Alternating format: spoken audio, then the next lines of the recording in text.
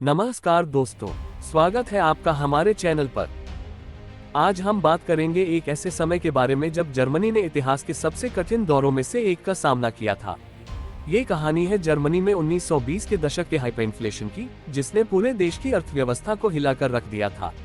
ये दौर न सिर्फ आर्थिक संकट का था, बल्कि लोगों के जीवन के हर पहलू पर इसका गहरा असर पड़ा था। पहले विश्व युद्ध के बाद जर्मनी को वर्साई की संधि के तहत भारी युद्ध पुनर्भरण भुगतान करना पड़ा। ये संधि जर्मनी के लिए आर्थिक रूप से बहुत ही कठिन थी। युद्ध की समाप्ति के बाद जर्मनी की अर्थव्यवस्था पहले ही कमजोर हो चुकी थी और इन भारी भुगतानों ने स्थिति को और भी बिगाड़ दिया। हाइपरइन्फ्लेशन की शुरुआत 1921 के बाद से जर्मनी की सरकार ने पुनर्भरण भुगतान करने के लिए बड़े पैमाने पर मुद्रा छापना शुरू कर दिया। इससे मुद्रास्फीति तेजी से बढ़ने लगी। 1922 तक स्थिति इतनी बिगड़ चुकी थी कि $1 के मुकाबले जर्मन मार्क की कीमत में भारी गिरावट आने लगी। दैनिक जीवन पर प्रभाव।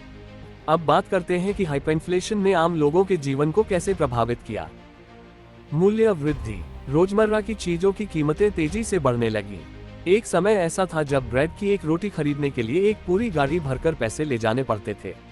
दुकानें कीमतें घंटे घंटे में बदलने लगी और लोग अपनी तनख्वाह लेकर तुरंत खरीदारी करने भागते थे, क्योंकि एक दिन बाद वो पैसे कुछ भी नहीं खरीद सकते थे।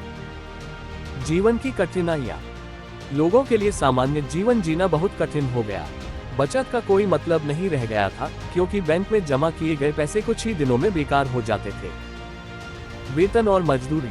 कर्मचारियों और मजदूरों को भुगतान करना कंपनियों के लिए एक बड़ी चुनौती बन गया। वेतन हर दिन बढ़ता था, लेकिन वह भी महंगाई के सामने कुछ नहीं था। समाज पर प्रभाव। हाइपरइन्फ्लेशन ने समाज में भारी अस्थिरता पैदा कर दी। लोग अपने जीवन की मूलभूत आवश्यकताओं को पूरा करने के लिए संघर्ष कर रहे थे। अपराध बढ़ने लगा, क्योंकि लोग अपने परिवार को पालने के लिए चोरी करने लगे। राजनीतिक प्रभाव। हाइपरइन्फ्लेशन ने जर्मनी की राजनीतिक स्थिति को भी प्रभावित किया। सरकार की नीतियों के प्रति लोगों का विश्वास घटने लगा और इस अस्थिरता का फायदा उठाते हुए राजनीतिक दलों ने अपनी पकड़ मजबूत की। इसी दौर में अडोल्फ हिटलर और नाजी पार्टी ने अपनी शक्ति बढ़ाई और अंततः जर्मनी की राजनीति पर कब्जा कर लिया। संकट का समाधान। नए मुद्रा का प्रचलन। 1923 में जर्मन सरकार ने पुराने मार्क को हटाकर नए मुद्रा रेंटेनमार्क को प्रचलित किया। ये कदम स्थिति को सुधारने में मददगार साबित हुआ। दावेस प्लान। 1924 में अमेरिकी बैंकिंग विशेषज्ञ चार्ल्स गेव्स ने दावेस प्लान का प्रस्ताव रखा, जिसमें जर्मनी के पुनर्भरण भुगतान को कम कर दिया गया और अमेरिकी बैंकों से कर्ज लिया गया, जिससे अर्थव्यवस्था को स्थिर करने में मदद मिली।